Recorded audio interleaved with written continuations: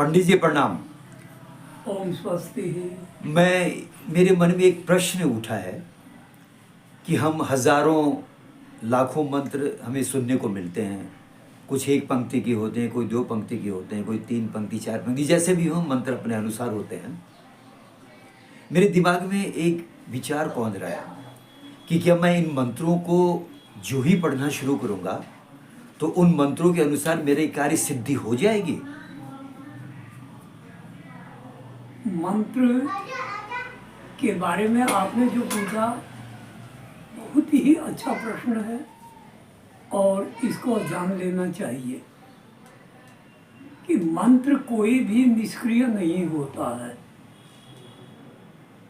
पर मंत्र को विधान पूर्वक करना चाहिए। अब इसका विधान हम लोग करते नहीं हैं। करते क्या है कि एक दिन 2 मिनट 4 मिनट 5 मिनट किया, फिर 2 दिन छोड़ दिया, फिर 5 दिन कर लिया। भगवान मेरे कष्ट है, ओम नमः शिवाय, ओम नमः शिवाय, गणेश जी महाराज, गजानन जी महाराज।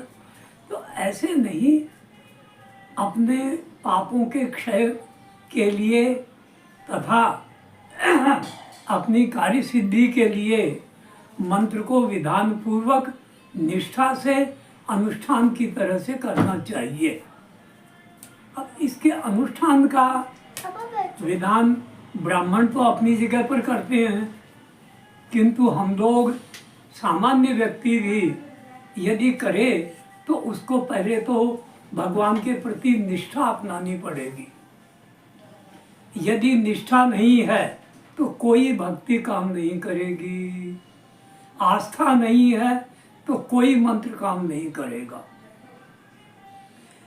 हमें कष्ट हो गया, भगवान हनुमान जी महाराज ओम हम हनुमते नमः इस मंत्र को जपना शुरू कर दिया। तो आप कीजिए, किसी भी मंत्र को करने के पहले आप मन में संकल्प कीजिए कि मैं इस मंत्र को इतनी बार, कम से कम 11,000 बार किसी भी मंत्र को जपना चाहिए।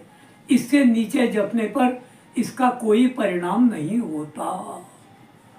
नहीं, मेरे मन में एक प्रश्न कौंध रहा है। जैसे आपने कहा कि मन में निष्ठा होनी चाहिए, मंत्र को इतने बार जपना चाहिए, तब इसका अभीष्टि प्राप्त होगी।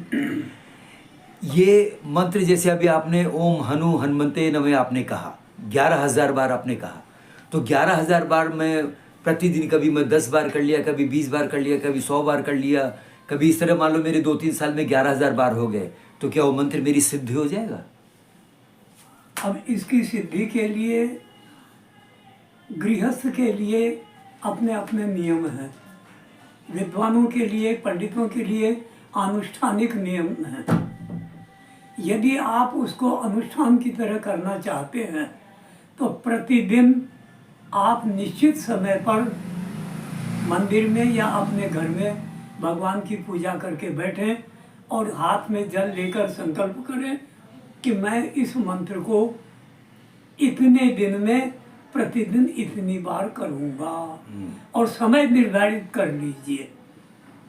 यदि आप अनुष्ठान कर रहे हैं तो सबसे पहले भगवान की पूजा कीजिए, गणपति की और उस इष्ट देवता की, और किसी की करे या नहीं करे। पहले गणपति की और अपना जो इष्ट है उसकी पूजा करें। उसके बाद ओम गं गणपतये नमः इस मंत्र की एक माला करें। अब आपको ओम हम हनुमते नमः यह मंत्र 11,000 बार जपना है। तो आपने निश्चय कर लिया कि मैं प्रतिदिन 5 माला जपूंगा, और सुबह 7 बजे बैठ गए, तो प्रतिदिन 5 माला करने से 1 महीने में 5 तिये 15,000 हो जाएंगे। आपने 21 दिन में तय किया तो आप सुबह 7 बजे प्रतिदिन बैठें, 9 बजे तक बैठे हैं, 5 माला पूरी हुई, आप अपने काम से चले जाइए। ये निष्ठा और अनुष्ठान की क्रिया हुई। नहीं, मेरे मन में एक प्रश्न कौंध रहा है। जैसे आपने कहा कि संकल्प कीजिए मैं 11,000 बार इस मंत्र का जप करूँगा, और 1 सप्ताह या 1 महीने के लिए मैंने संकल्प कर लिया। अब ये होता है कि अगर मान लीजिए मैंने किसी मंत्र का 11,000 बार का संकल्प लिया, 15 दिन का किया, और किसी कारणवश मैं इन 15 दिन के बीच में मेरी कोई ऐसी आकस्मिक बात हो गई जिसके कारण मैं 1 दिन या 2 दिन उस मंत्र का जप नहीं कर पाया, उस स्थिति में मुझे क्या करना है? आपने पूछा व्यवधान।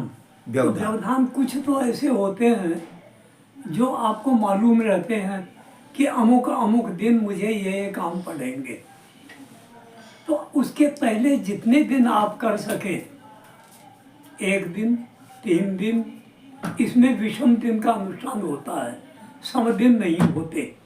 1 दिन, 3 दिन, 5 दिन, 7 दिन, 9 दिन, 11 दिन।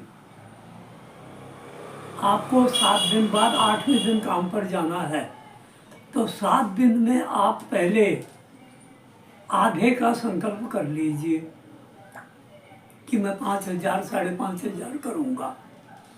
वो आपका अनुष्ठान का नियम हो गया।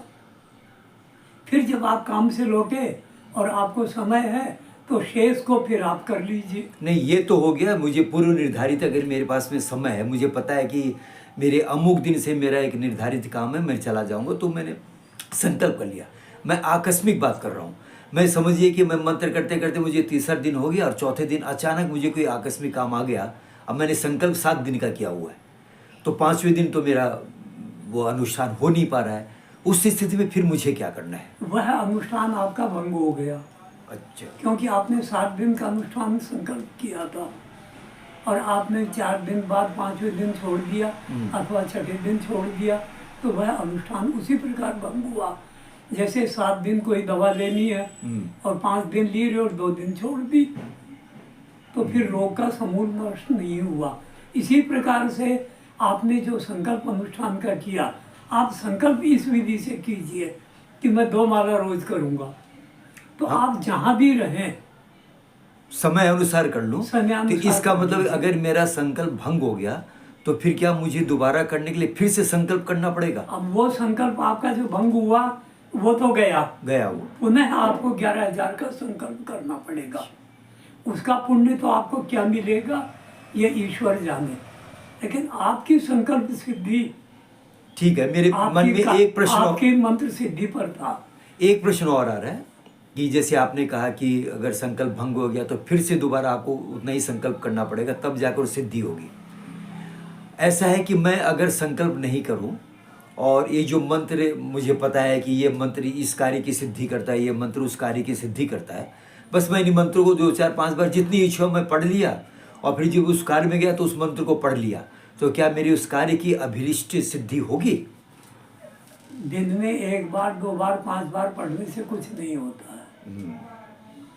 मंत्र को कम से कम 108 बार नियमित पढ़ना, एक माला। इसका अर्थ है कि मुझे मंत्र की सिद्धि पहले करनी होगी, तभी वो मंत्र मेरे लिए कारगर होगा। आप यही कहना चाहते हैं? मंत्र सिद्धि नहीं भी चाहिए आपको, और आप भगवान मैं आपका जप करूंगा मंत्र का, तो 1 माला नियमित करनी चाहिए, बस वो कुछ कारगर सिद्ध वो कारगर होगी आपकी।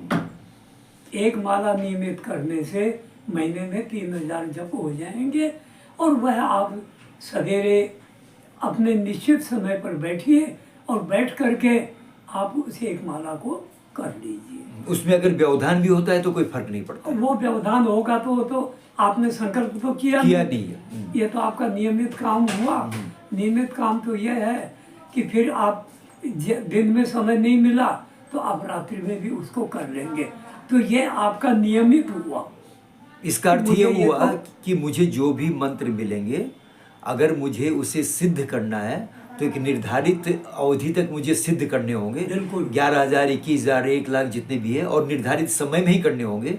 अगर व्यवधान हो जाता है तो मुझे पुनः फिर से उसे सिद्ध करने की मैं संकल्प करना पड़ेगा मुझे, वही यथावत। और अगर मुझे साधारण यूं ही मंत्र को थोड़ा सा अपने सिद्ध कर लेना है तो मैं नियमित उसका सिर्फ पाठ करूं 108 बार या जितनी बार भी, तब वो हो सकता है मुझे उसके भी नियमित सिद्धि मिल सकती है, लेकिन उतनी नहीं मिलेगी जितनी की वो सिद्धि से मिल सकती है। फिर देवता आपके प्रति जागृत रहेंगे। जागृत रहेंगे। तो इसका अर्थ ये हुआ कि जितने भी मंत्र हम देखते हैं या सुनते हैं, उन मंत्रों को सिद्ध किए बिना उन मंत्रों की शायद हमारे लिए जिंदगी में कोई महत्व नहीं है उन मंत्रों का। जितने मंत्र हैं तंत्र शास्त्रों में लाखों मंत्र दिए हुए हैं, और सब मंत्रों को कुछ को तो कीलित कर रखा है, कुछ मंत्र कलयुग में ऋषियों ने अभिशप्त कर दिए, श्राप दे दिया।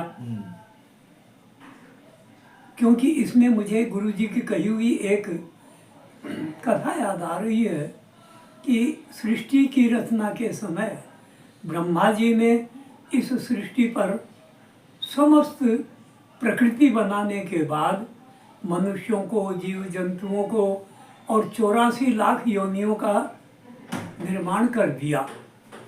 नारद जी आए, नारद जी ने देखा सृष्टि बहुत अच्छी है, अब इसमें ब्राह्मण भी हैं, क्षत्रिय भी हैं, सब वर्णों को बना दिया, सभी चर अचर प्रकृति को बना दिया, स्थावर जंगम जीवों को बना दिया। तो क्या है, ब्राह्मणों को भी वेद शास्त्र दे दिया और ऐसे ऐसे मंत्र दे दिए कि वो जो चाहे सो कर सकते हैं।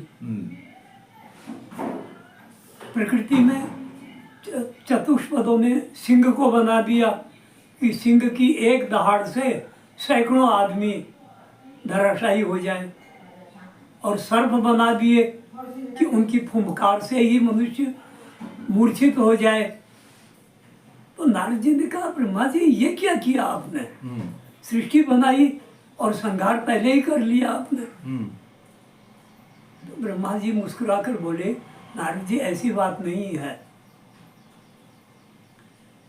मैंने इनको बनाया, बहुत सोच समझकर निर्माण किया है इनका। क्यों?